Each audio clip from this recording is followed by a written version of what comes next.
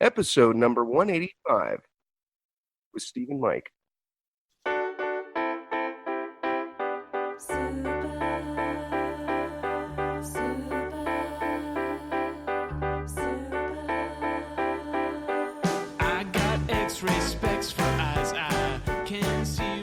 Welcome to the Heads Up Poker Podcast. This is Steve Martin. This is Rampage. How we doing, Rampage? Not too bad, Steve. Right on. All is well. Good What deal. day of the week is it here? I don't even. Is it Friday? It is. Yes, it's Friday. Yes, it is. I should know that. I'm a 9 to 5 working stiff now. I'm up in the office running doing a bunch of. I'm basically Dilbert right now. With the I told you about the shoulder injury I got, right? Yep. Yeah. Well, it's recovering, but they've got me as Dilbert right now. I'm basically playing Where's Waldo, except with fire hydrants, and I'm using the program Google Maps.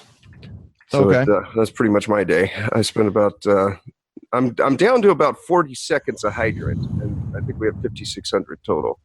But a week or so ago, it was taking me about 5 or 6 minutes per hydrant, and then I got with the IT guys, and I'm like, I need a faster computer.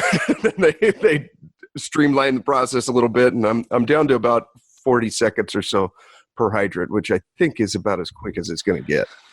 But I would think this would make it. Is this more difficult to accrue vacation days, which you love, and trade with people? I mean, if you have to do 9 to 5, you can't be like, okay, I'll take that 24-hour shift there. No, I can't. That's the thing. It's very different. Like I wake up at 5:30 every morning, and then I get to the office by 7, and then I don't leave until 5:30. And it started to make me realize, I'm like, man, how do normal people get anything done? It's like, when do you go grocery shopping? Like, you just can't go and see a movie on a Tuesday at 1 o'clock in the afternoon when no one's there. It's very. I've had this 24-hour schedule now for 17 years. It's different with the 9 to 5. I often am the same way. I'm like, geez, man, I didn't have a chance to get anything done today. And then I'm like, well, that's because I had my thumb actually in my ass while I roamed the internet for 9 hours. I guess a different kind of busy, right? Yeah, Steve, geez. Well, I'm out in Vegas right now. Okay, that's Yeah. right. I flew out yesterday, and man, I am never making that drive again. There is absolutely no need to. My brother has an extra car here. It was less than 2.5 hours to get here. I'm like, man, this is just the way to go. Are you out there to grind some small birds, or just hang out with the family? How long you out there? What's the plan? Well, I'm just here for the weekend because I got to be back to work on Monday. But it's my brother's birthday, so I'm out here, and I flew in yesterday evening, and don't have to put up with the normal anal rape that you do with the TSA at LAX, which is Gotcha. you can actually have a toothpaste that is over 3.8 ounces. It's kind of nice. You can actually take water. You don't have to dump it out into a trash can and then refill it up. That sounds good, Steve. Yes. Who is it? What is your brother's personality? How would you describe him? Is he such a cheery optimist like yourself? He's Does this weird disease of just total happiness a part of the entire Barton clan, or? he's quieter than I am. So, okay, here's an example. I would like to get up on stage and deliver some kind of speech. Right. For him, that would be a punishment. Sure. Here's an example. When he graduated from mechanic school, he got valedictorian out of his class. Just apparently, he just blew everyone else out of the water in this. And my parents and I didn't even know until we showed up to his graduation, and he's wearing a valedictorian sash, and we're like, "Oh, wow, he never told us." Right.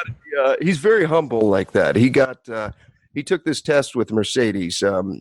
Basically, what happens if somebody brings in a car, a mechanic fixes it, gives it back to the customer. The customer brings the car back and says it ain't fixed, and the mechanic fixes it again, or at least thinks it does. Sends it back to the customer. It comes back a third time now. Now, if it goes back to the customer and they bring it back a fourth time, Mercedes has to buy the car and give them another one. So they really don't want to do that. Well, when it comes back for the third time, they give it to my brother. He scored the highest on this test that they give all around the world that anyone has ever scored on this Mercedes test, and he never told us. The only reason we would have ever known is his wife, Marcy, told us. So he's real humble like that. He's the LeBron James of Mercedes mechanicry there. Yes, he is. I don't know if that's a word, but it is now. Yes. Yeah, he's quite the mechanic. He's pretty quiet. Yeah, I don't know. When America goes to hell, those mechanics are still going to find a little work. Yeah. I mean, like, I'm trying to think of the 1% who are when the 1%, the rich want to barricade them in, they're still going to need some mechanics. Mm-hmm. I obviously will be one of the first people who will find themselves totally useless. You're all, well, I can't find my keys. I'm just done. Right. Let alone trying to start the car. I got an email from a listener. Okay. It's from Paul. He says, thanks for the email. This was the follow-up to the 6-4 spades. He said, I can't imagine the effort it took to work your way down to me and my $5.71 account and 6 cents rake back. Consider the rake back a contribution. Thank you, Paul. I've not made a deposit on any poker site since Black Friday, but have been funding my online accounts through free rolls. He goes on to say, he said, I've listened to your podcast from the beginning, which makes for kind of a weird relationship. He says, as a 65-year-old man who was divorced long ago and has just celebrated my 30-year anniversary to my second wife, I'd like to share 2 pieces of advice. First, although it's painful now, it will be better. Second, I wouldn't be in too much of a hurry to start dating seriously. At the time, I thought I was fine 6 months in, but looking back, I wasn't. Thank you, Paul. Yeah, it's kind of been a journey for me. Right when I think that, I've moved on, I'll be just driving randomly, and then all of a sudden I'll just get super pissed at my ex, and I'm like, okay, I guess I haven't completely Can I ask one question real quick, Steve? Yeah. Can I get those 6 cents? Maybe we could put it towards Bitcoin. Things are rough. No, I'm sorry. You're driving along. You're angry. Yes, go ahead. Yeah, and it just it's like maybe I haven't completely let this go yet. I mean, that's happening less and less often. I mean, it used to be 30 times a day, and now maybe it's once or twice a week or something. But there's still something there. You know what I mean? And you might be right, Paul. Maybe this is going to take longer than I originally thought. But I don't know. Well, a lot of it at this point, I mean, it's not simply at this point, it's not loss of love or loneliness. It's just just fucking enraging when someone gets the best of you. Yeah. Yeah. You know what I mean? Like that's what I feel about my little Rampage show. How did I let some guy basically like fucking steal my money while he's sitting there and not even turning the camera on? Yeah. You know what I mean? Yeah. And taking it, you know what I mean? It's just, it steals a little bit of your manhood. I don't know. I'm sure you're grateful, Steve, a much better man than me. So this is not something you're going to take to the grave, but, yeah, it's fucking ridiculous that woman has so much of your money. I mean, let's just be honest. That would be financially, you're going to recover because you're just such a tight ass. You're going to save every dollar and everything. But yeah, that would drive me. You're not alone, Steve. That would fucking have all of us angry. You know what it is? I feel like it's that I consciously or subconsciously knew that it was coming, but I just did it anyways. It's like, so you got your own self anger on top of the anger. I think that's what it is more. Yeah, sure. Anger towards her is it's like I'm pissed at myself for like, how the hell would I allow myself to let this happen? You know what I mean? But Steven, I've been mocking your feeble mind for almost 4 years now. And you thought all along it was a joke. And I was trying to protect you from yourself. Smarten up, Barton. No. Yeah, it sucks. Yeah. But, well, thank you, Paul. He goes on to say he's got some advice for Bitcoin here. Maybe we could use it. Says, I also have a Bitcoin poker analogy for you. Would you play in a game, or would you play in a home poker game where, and he's got 6 rules here. 1, you aren't allowed to see the deck of cards or know how many cards are in it. 2, the dealer is a stranger hired by your opponent, and you're not allowed to see the deal. 3, sometimes the dealer gives your opponent 1 or 2 extra cards. 4, you play table stakes with your chips visible. Your professional opponent has unlimited funds but decides how much to put on the table after he sees his cards. Your professional opponent determines the value of the chips after each hand. You pay a high rake, whether you win or lose. Love the show. Keep up the good work, Paul. Thank you, Paul. Maybe we could have used that letter like end of December, early January. That we could have pulled out. Yeah. Bitcoin. What are we saying now, Steve? I don't know. I desperately want it. Carlos is still here, by the way. Oh, cool. So there's some, but I was quickly going to say on the woman front, I've lost 20 pounds almost. Good for you. 17, 18 pounds in a month. So like psychologically, I can't go on there hitting on women until I've lost some weight. So, but so Carlos and I have been dining together. Nice. We've been studying poker together, but we've also been reflecting on Bitcoin together. Carlos is very optimistic on the Bitcoin. Okay. He's done his research and But anyways, we watched some video of some guy Bitcoin has collapsed, quote, and dropped 70, 80% or more 5 times. But all those times previously, it had like a 1,000% run up. So the price is still going up all along. Okay. If you know what I mean. They actually did it. I think the average run up was like 1,400%. The rise after the fall and like a year later. So it's all had a predictable pattern. So this is one of those guys that thinks Bitcoin's going to be 100,000 in the next 6 months. In other words. I don't know. We can laugh at it now, but he may be right. Yeah, I've already had to sell 2.5 Bitcoin because of the Vegas disaster, and right now my cash supply is. I just had a $3,000 week playing live, and if I basically have a hot streak, I can kind of avoid selling them. But it really is going. I'm just dancing on the edge here, so I'm probably going to have to sell a couple more, which is. Really, yeah. I mean, I'm slowly going broke basically through poker and my life expenses and the Bitcoin. So crossing my fingers and hope somehow I can hold out till a couple of them hit, 15, 20 and sell. But I don't know. Those altcoins, man, there's nothing. Some guy was explaining to me the idea of sunken costs. I can't explain. Basically, when something goes down so far, he was explaining just hold on to the altcoin and just pray for a miracle. Yeah. Because at this point, these coins, which collectively at its height, all these coins that I have were at some point worth 70, 80,000. All these altcoins are now worth like 8,000. Yeah. And I probably should sell that all for a Bitcoin, but I'm just holding on to some of these till the fucking end. And that's the fucking substratum and icon. That's kind of where I'm at. I mean, I put about $3,000 into altcoin, and now it's worth like maybe 900. It's I think $1,000 would be too much. I'd have to add them all up, but right, yeah, just terrible. Some of them that supposedly are just like strength long term. I mean, I have like 40 Monero. Wow.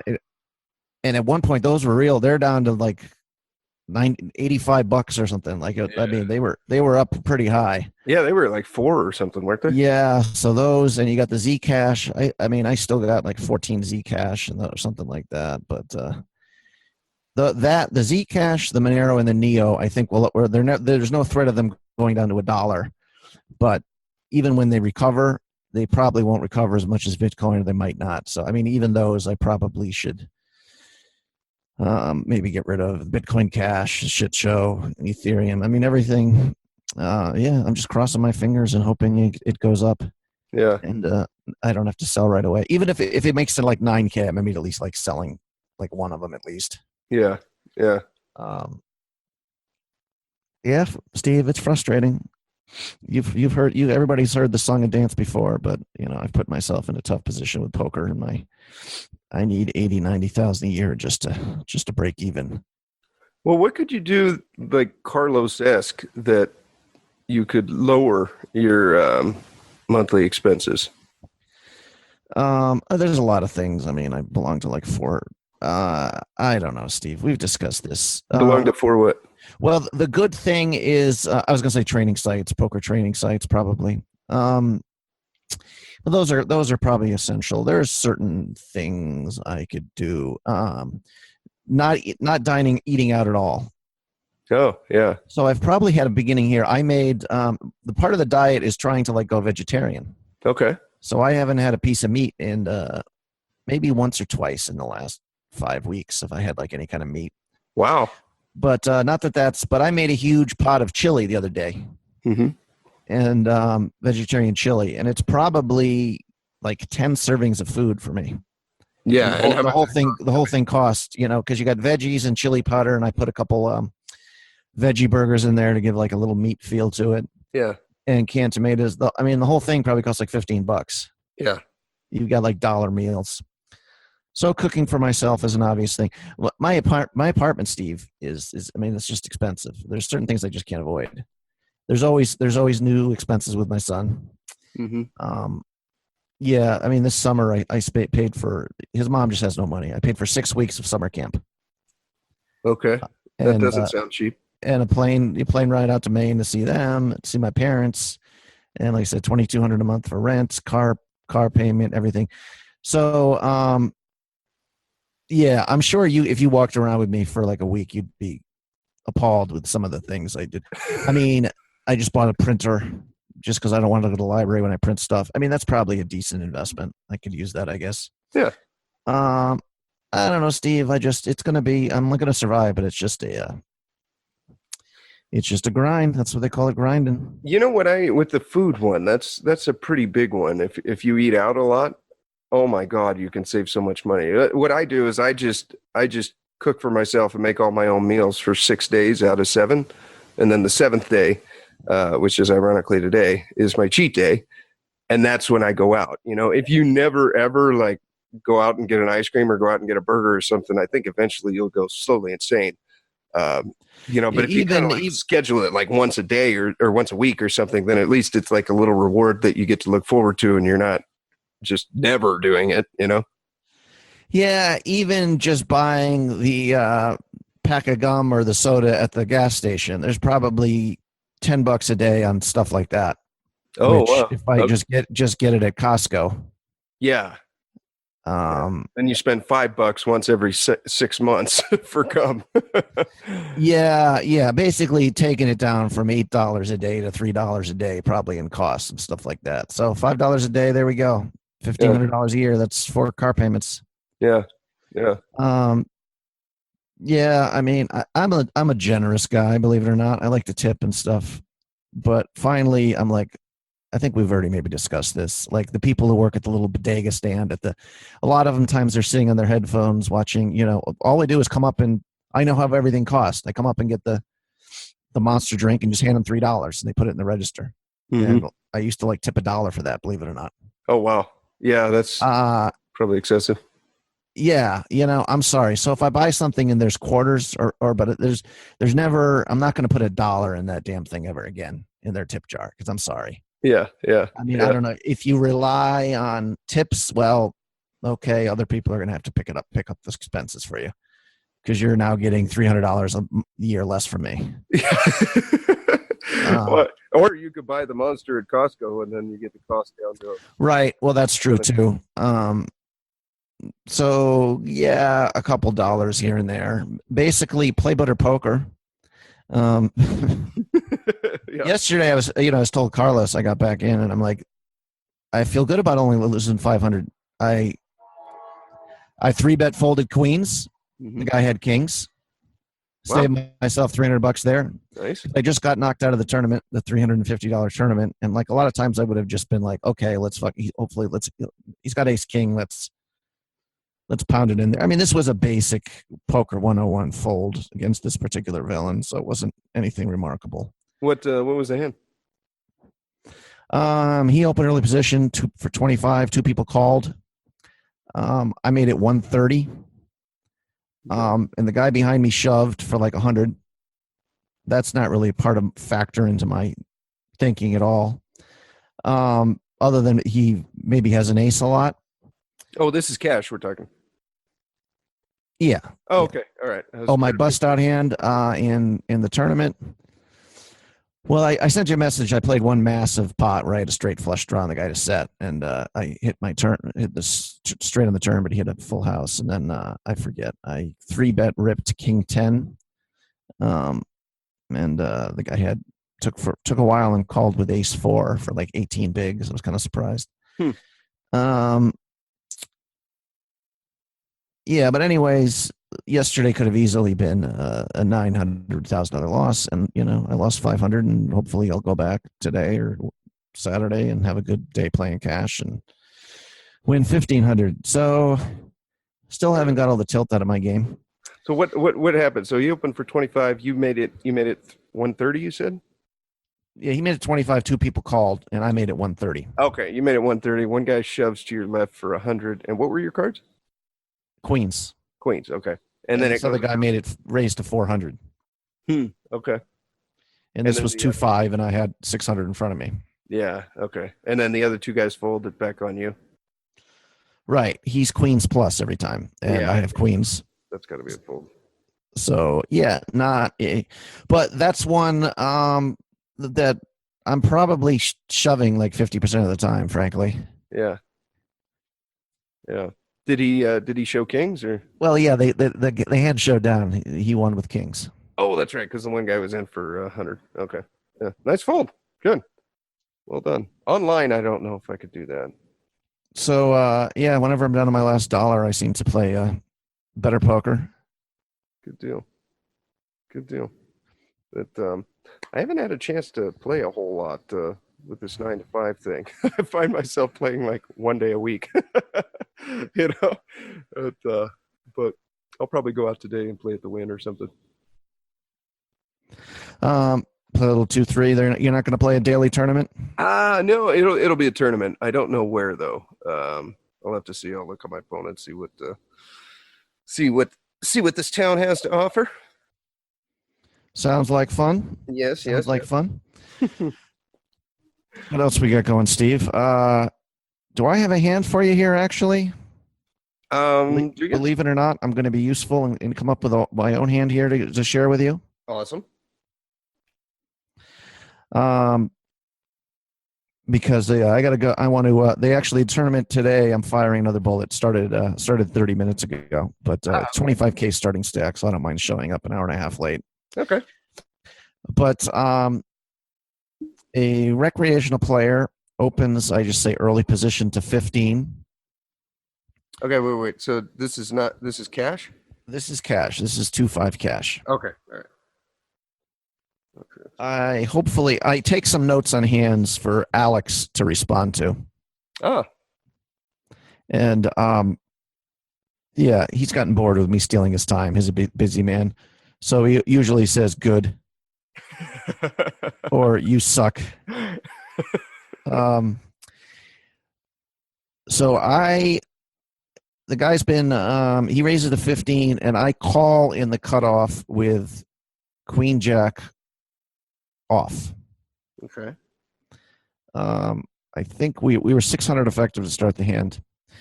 Now, normally this should be a fold or perhaps a 3-bet, correct? I like a 3-bet, yeah. This guy just wants to see flops. He's been limping, and I've been like raising 6x, and he's been getting punished for it. And basically, I didn't think I had to really ISO him here either because thought there was a very slim chance of me getting 3-bet behind. Okay. I don't know if any of those together equal a justification for calling here. Still probably a 3-bet or fold. I don't know. But I call and both blinds call. And if you you said he's been limping a lot, and then you've been raising him, and I guess when you've 6x'd it, he's usually folded. He's called a few times. Okay. And yeah, this was like a week ago, so I can't remember our entire history. I just remember wanting to play pots with him. I guess this was his adjustment. I thought he was kind of adjusting by raising. I didn't think necessarily he's raising like queens plus or anything. He could have other hands. Okay. Yeah. He could easily have pocket fives here or like jack 10 suited or something like that. Yes. That was my read. Okay. Yeah. I think normally here I'd do a 3-bet and then make it something like 50, 55, something like that. Right. But, okay.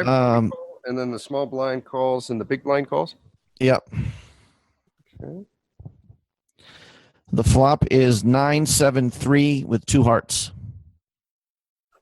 Do we have a heart? No. Queen of spades, jack of diamonds. And it checks to me. I don't know if 4-way. I'm probably just checking here. I could see the small blind and the big blind having a 9 or a 7 that they're not going to fold. 2 overs, backdoor straight, no flush. Yeah, I'm probably just checking.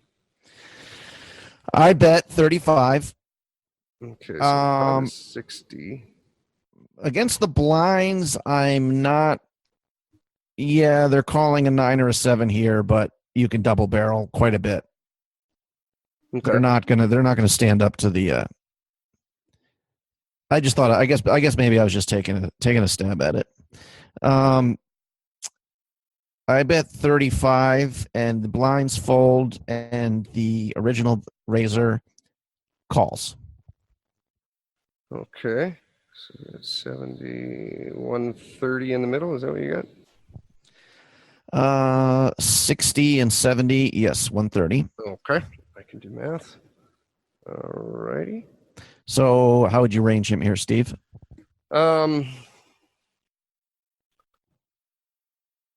Probably like one pair. I would say he's got 4s, 5s, 6s, 8s, a 7, a 9. I think he's also got things like ace king, ace queen, ace jack. Ace 10 might be kind of stretch. 2 hearts. Does he hit? What do we of his pre-flop range? What would you take out of his range now that he's calling with? As we try to dwindle his range as the as the hand proceeds, do we think he's got overpairs or? I don't see him checking there if he's got 10s plus. I think we can take 10s plus out of his range here. Why would the small blind check, the big blind check? It's on him. You've got one guy behind you on position. Why would you not bet there with 10s plus to try to get position on the other 2 checkers? Well, and there's a flush and straight draw out there, right? And it's a good board for a pair. You can get value. So that's what I thought. I thought some sort of kind of like you, 6s, 8s, maybe a couple ace highs. Do you think like an 8-7 suited that now he's got a second pair or something, and he's hoping you have ace jack? What do you think he does with king jack of diamonds, king jack of hearts if he has a flush, if he flops a flush draw with a couple overs? I think most villains there are going to lead, right, and some will check call, but I think the majority of the time they're going to lead that. Okay, the turn is the 10 of clubs. So 10, 9, 7, 3, 2 hearts. That makes it interesting. He checks to me. That obviously is the card we're looking for to give us some equity. Yeah. So now we have some outs to the nuts here. Any 8, any king. Right. Although if he has a flush draw, the hearts might not be good. So we got 6. Yeah. 6 outs to the nuts. We think he doesn't have an overpair. Queens and jacks are good a lot. Mm-hmm. We didn't talk about the possibility of him having a set either on the flop. Oh, I still think he's probably betting it, or check raising it with the flush draw out there. If he yeah. thinks, if he knows that I'm real aggressive and going to, if he knows my bet when check 2 is very high, I don't know if he's really that sophisticated and trying to range his opponents. It's going to be kind of what his hand is. Yeah. But I'm thinking like 2-pair combos here too. The only right. 2 pairs you could have would be 9-7 or 10-9. 7 Right. 9-3, 10-3 don't make any sense. But he checks to me. Are you betting here? You know, I had a hand like this recently, and I talked it over with Carlos, and his reasoning was to kind of check, and because he says they're always just calling, and then you have to get there. And I'm like, maybe there is something to that. I don't know. I mean, if you could know that replaying this hand, that you could just bet once on the flop and then see the next 2 cards for free, heads up, that might not be that bad, you know. That being said, what are we getting him to? Well, what is he always calling with here? I'm confused. With the hands we gave him, is he always calling with ace jack and ace queen? Is he always calling with pocket sixes? I would think he's folding a great part of the range we put him on the flop.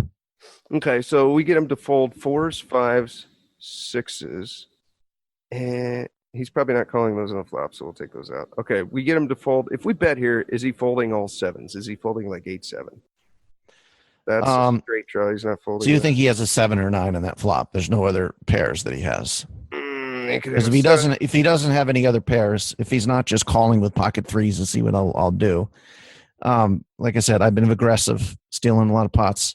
But yeah, if you take those out of his range where he only has 7x and 9x, and some ace highs, then maybe it's not a bet. I don't know. What's he doing there? Like if we fire again here, okay, we got 130 in the pot. Like if we fire 100 right now, I don't think he's folding a 9. Do you? Probably not. But it also sets up the river shove on a lot of cards we can shove if we think he has just one pair. Yeah. Okay. Well, if your read is that he doesn't have much of a folding range here, then I guess it's a check back. Unless if you're betting here, if you are betting here, which I did, which river cards are you shoving if he checks to you, or bluffing again, or are you probably just done with it, thinking he depending on the river card. Let's see on this. Okay, if we get a king or an 8, that one of our 6 outs that doesn't make the flush, I think that might justify a shove, so we can balance it with that. Now, what do we also balance it with that we don't hit the nuts? Maybe. Well, I think this turn bet is getting a lot of folds. You think so? I think it's getting fair amount. I think he's calling with some ace highs, with like the ace of diamonds. I think he's folding 9s and 7s maybe a little more frequently than if I bet big, which I did. I bet 105. Okay. I thought he's folding a fair amount of 9s and 7s. Okay. So, and I think a lot of sets, 2 pairs and stuff, he would have check raised or bet so I thought it was a bet. That's the typical thing when you take a stab at the flop. It's like you'll say, I'm not going to fire a double barrel until I pick up equity. And then you hit the perfect card. So I picked up equity. Yeah. Okay. So it didn't occur to me really not to check back and get a free one, frankly. Okay. I'm like, okay, good. I can fire again at this thing. So I bet 105, and he's not one who's very good at hiding his distress. He takes a while before calling. That's a good sign. That feels like a 9. Okay. Okay, so 210, we got 240 in the middle. Okay, so we're probably 340 in the middle. cutting down his range, maybe a little far, maybe a little more here. He could still have 9 or 7. He doesn't have sets or 2 pair. Yeah. And he could still have a flush draw. He's like, oh, kind of looking at the pot. Oh, I really want this pot on the diamonds coming or the hearts coming. Yeah, I don't know. I just wanted to. I thought it was a good sign that there was a lot of rivers he was going to fold. Yeah, I think so. Yeah, I like this a lot. This feels to me like a 9. I gotta believe he's folding a 7 there, unless it's like 8-7. 10, 9, 8. 9, 8 might be a distress call like that. And then flush draws. But yeah, I think you're right. No sets, no 2 pairs, no over pairs. And we're dealing with a straight draw, a flush draw, or a 9, possibly 10. I don't think so. I don't think he'd be stressed like that with a 10. I think he'd flick in a call quicker. That sounds about right to me. Okay. So the river is the 7 of diamonds. So final flop, final board, 10-9, 7-7-3. Okay. And he checks to me. How much we got behind? 15, 30. Well, he's put in 15, 600 effective, so he's put in 15 and 35 and 105. So he's put in what is that? I'm sorry, 155. 155. Okay. So the pot is like 350, and he's got 450 behind. So I could overshove, put him totally to the test. Yeah. I could check, give up. Of course, we are absolutely killing ourselves if we somehow lose to ace high here. Yeah. Or we could do a smaller bet, try to make it look like value. That's kind of what I'm thinking. I think overshoving is a little much because into a 350 pot, a bet of 160 is going to fold ace high just as much as a shove is going to. I think. If he somehow hero calls there with ace high, then my hat's off to him. How about 9x? Do you think that's a similar number of folds, or does 9x he fold to the shove but make the crying call for? That's the thing, is like if he's sitting there with ace 9, I don't think he's folding to a 160 bet, but I think he's probably folding to a shove. Man, this is a tough one. Do we just rip it, or I don't think we can check behind here. I think we have to bet something because, like you said, this is just a tragedy if he's got ace queen here and we lose to that. And maybe this, but I still thought there was a chance he had some like 6s and 8s too, by the way. So I thought he had a few more smaller pairs in, just some guy who's been 8s would make sense. Right. 8s would make 8s would make sense. We didn't bring that up. Yeah, straight draw with the 8. First of all, that river card though does not seem like a great card on a certain level to bluff again. Any card seems good because he's obviously capped and not real happy with his hand on the turn. Yeah. But not a great bluffing card. No, it's because not. What you have to have queen 10 or something here, or well, yeah, and it's just how much 7s do I have in a range? Like we wouldn't be bombing a 7 on the turn. No. If he had a 9, he blocks the 9. I mean, we could have a 10, have like 10-9.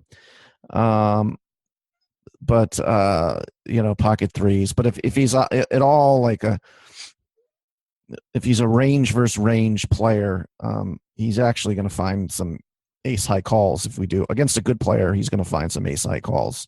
Yeah. On this river, if somehow he's stuck around. But we kind of, like you said, I agree with that if we're targeting ace high, he's always folding to a bet here. Yeah. We don't have to shove.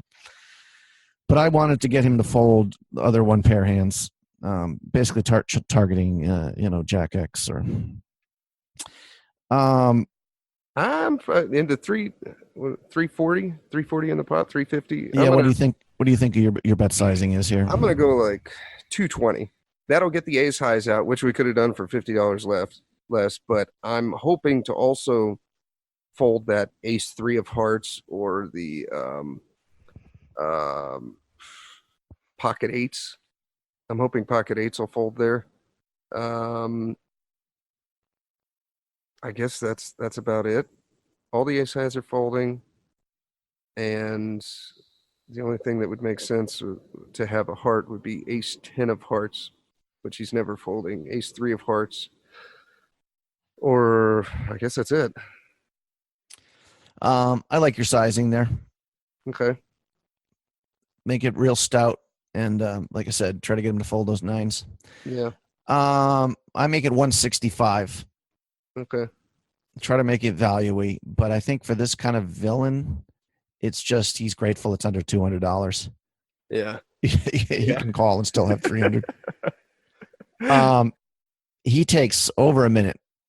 Oh. Like I was getting ready to like really kind of anguished and playing with his chips, and he finally calls with Jack 9. Okay. Yeah. So that makes sense. That makes I guess I thought he had a lot more. Yeah, I was targeting ace highs and like smaller pairs than I thought he would see bet with a 9. We didn't really discuss that too much. Yeah. If he had ace 9 or, which is very vulnerable, why wouldn't he bet that? So I think I was considering shoving. Yeah. First of all, I was just talking about, pre-flop ranges. I think on a certain level, I'm getting punished here for just flatting with Queen Jack. I like it as a 3-bet. Right. Yeah. Other than that, I think my flop and turn bet is fine. I think it's a must bet on the turn. I disagree with the you and Carlos respectively. Respectfully. The river, I think it's just the hand that I'll have to listen to it again. The hand that we were talking about might have had different dynamics than this. Right. Yeah. I mean, it's different. First of all, it's cash versus tournament, right? True. Yeah. I mean, that's yeah. And people are bluffed more frequently in tournaments. So if you have top pair, you just treat it like a quads. Yeah. Pretty much, you're not folding. Where in cash games, you can get people aren't nearly as happy to get it all in necessarily with one pair. I think it's a shove on the river. This is like an example of some, like I said, or maybe 200 something. First of all, like it's an amateur guy who probably doesn't necessarily realize that's a more value-y bet. That's the size of bet you would normally have when you're trying to get called. Yeah. So I don't know that. Like I said, I didn't like the bet size of that. I think if I shove, and this is also me going back to Bitcoin, like I'm not even really have the money to play 2-5 anymore, Steve. Okay. I mean, I can't even play 2-3. I mean, 2-3 is what I should be playing if you go by bankroll. But obviously, I just can't make an hourly to pay my bills. So I have to just try to survive with 2-5 here. And if not, sell what Bitcoin I do have and start over. So I think that was kind of a function here where 3 or 4 months ago when I was in the middle of a 30K month, yeah, my best cash month ever, I would have just shoved here, knowing the guy is not calling. Yeah. And here I kind of felt at the same time, well, I know if I shove, he's not calling, but maybe I can win it without putting that all. Maybe he's going to hero me. Maybe I can.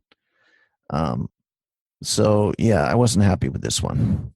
I should have shoved and I would have taken it down. I think maybe he heroes me. I mean, every now and then, maybe that's a pained call on the turn with 8-7. So I don't know that shoving is the best there, but I think a bigger bet, like you said, like over 200, I think is good. Then when he does rip it on you, when you bet, if you bet 220 there and he shoves all in, then, it's he's just never doing that as a bluff, Right. Yeah. Huh. Interesting hand. Yeah. This is, I think I'm getting better.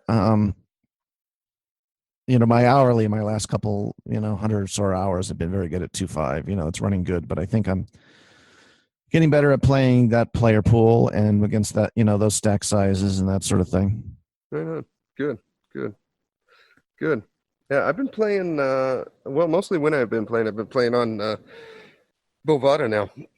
And I've been playing a lot of that, but I think I'm going to go play some live today. I got to get my brother a birthday present. I haven't gotten him a birthday present yet. I need to do that, considering I'm out here for his birthday.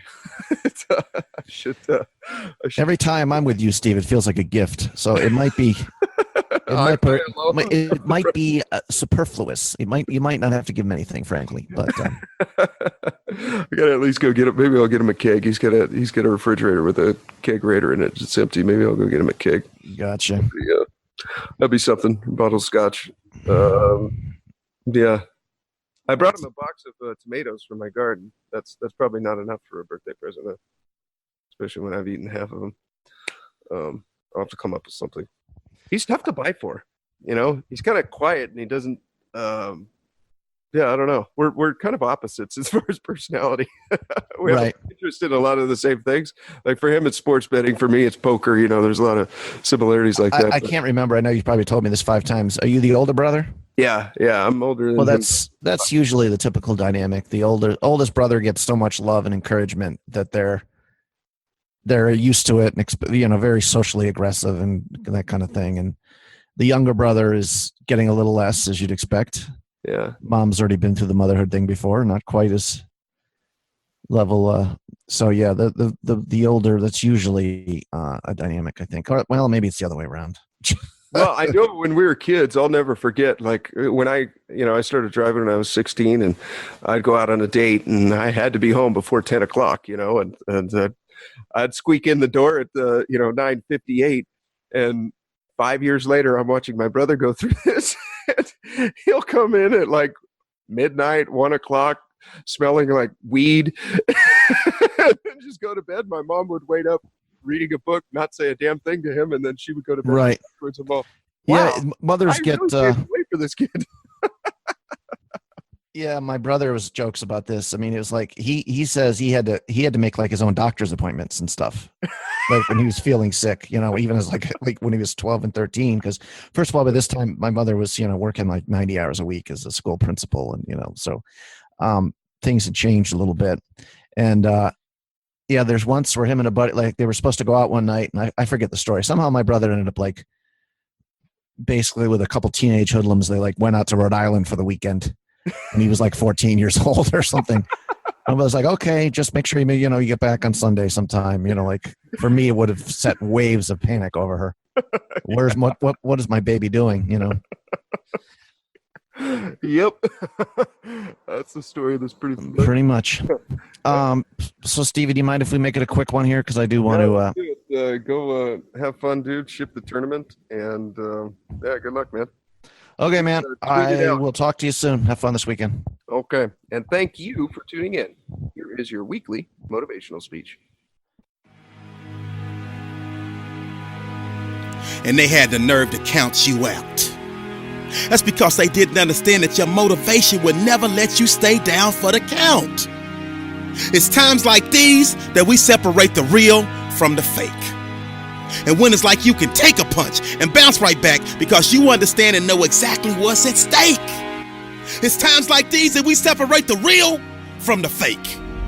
And when it's like you can take a punch, bounce right back because you understand and know exactly what's at stake. It's money time, baby. And this is for all of the marbles. It's put up or shut up. Survive in advance, win or go home. And that's why you spend all those hours grinding. That's why you spend all those hours pushing yourself to the limit. You spend all those hours running. That's why you spend all those hours sacrificing. You spend all those hours sweating because you know there will be no time for regretting, fretting, or letting yourself or your teammates down. See, you are bound and determined to enter into the realm of greatness that's reserved for you and only you.